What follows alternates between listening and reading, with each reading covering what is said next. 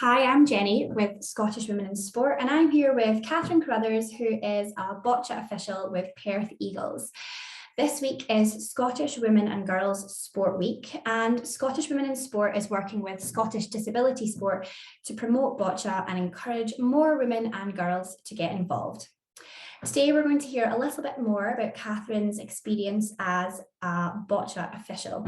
So, Catherine, to get us started, do you want to tell us a little bit about how you got involved in Boccia? My involvement with Boccia was actually very accidental. I went to a talk and the local disability sport representative was telling people about the different types of sport that were available in the Perth and Kinross area. And at the end of it, they mentioned that they could do with some volunteers to help support their activities. And I was like, well, I can do that. So that was me signed up for athletics. And I did that for the first 2 terms. And then on the 3rd term, they asked me if I would do Boccia because the volunteer for the Boccia session was actually a student and doing their finals, and they needed to take a break to focus on their finals. And no idea what Boccia was. They had to explain it to me. I said, okay, so you do realise I know nothing about it. They went, trust me, that's fine, it'll be okay. And I went along, really enjoyed it. And when it came after the summer break and it was time to go back, they said, Catherine, you don't particularly want to go back to athletics, do you? And I went, not really, no. If I could, I'd prefer to still do Boccia, but I realised that, you know, there's somebody who's, you know, has been doing it previously. And they went, well, she's actually now moved on because she was doing her PGE. Is that what you do when you're doing teaching? And she'd gone on to do that. So she wasn't actually available anymore to do the coaching. So that was me. I am now, and was at that point, a Boccia person. And now, more than 10 years later, you're still a Boccia person. Exactly. So, Callum, what does your role as a Boccia official actually involve? Well, the players would say control freak, but I would say there's a lot to it, but it's not onerous or anything like that, but it's quite varied, which makes it really interesting. So we start with call room management. That's when the players come in to get ready to play. So it's things like, have you brought the right equipment with you? How do you communicate if you play with a sports assistant? How do you do that communication? What are your routines? Things like that. So it's that, you know, talking with the players and understanding how they are going to operate on court. There's also the good old-fashioned coin toss, which we have to do. And if you're really lucky in the call room, the head referee will come around and ask you to do a ball check. So you then have to weigh the balls, measure the balls, make sure the regulation that they'll roll down a ramp. Then when we move on to court, you have your on-court management. So is your timer set up? Are your players in their boxes? Do they know when, if you've got a ramp operator, when they can turn around to look into court? And it's just this, a variety of things, which makes it really interesting. And then the biggest thing, obviously, is actually refereeing the game. And that is just pure fun, because the great thing about Boccia is, yes, it's got rules, but they're very finite and there's very little grey. It's pretty much all black and white. So it's very easy to follow. And, you know, you can just use your common sense most of the time. And it's yeah, great. Brilliant. It sounds like there's a lot of different things that officials can kind of get involved in, a lot of different roles. Yes. Great. And what would you say you enjoy most about your role, or which role do you enjoy most? Well, I like coaching, but I do like officiating as well. But the part I like most about it is that for Boccia, it's a community, if you see what I mean. It's not just there's a them and us, you know, the players and the officials.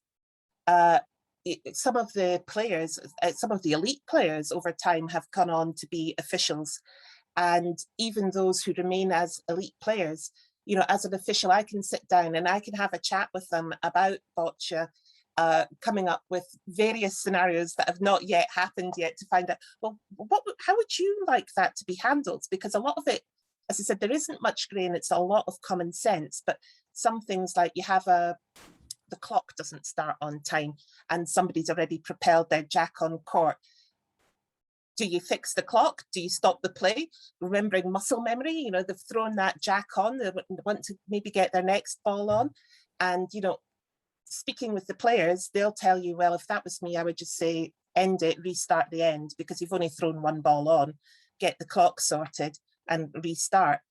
And it's those kind of interactions, you know, and also with other officials as well. And it's really supportive. You know, my first on-court experience, I was kind of vaguely terrified. And I had a brilliant mentor, Pete McGuire. He's actually an elite player turned, well, he still plays elite, but he is also a referee now, but he's got a lower ranking than me in the refereeing. He trounced me at a game, obviously. You know, he mentored me through my first few games, you know, and nobody's going to criticize you or kind of say, oh, she didn't do a very good job there.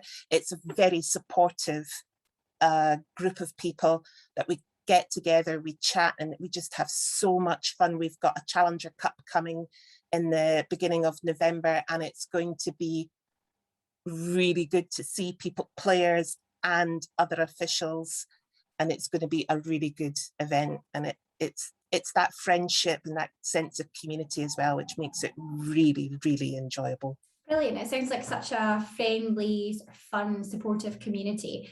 No, that's great to hear. And then sort of finally, if there are other women and girls out there who are interested in becoming boccia officials, what would your top tips be for them? Don't let your insecurities get in your way, because that was the thing for me.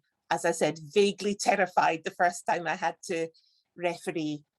But do you know what? If I can do it, you can as well. I do not come from a sports background. I work in pensions. And if you've seen this body, it's not built for sport. So I can, you know, it's one of those things, try it. People will support you.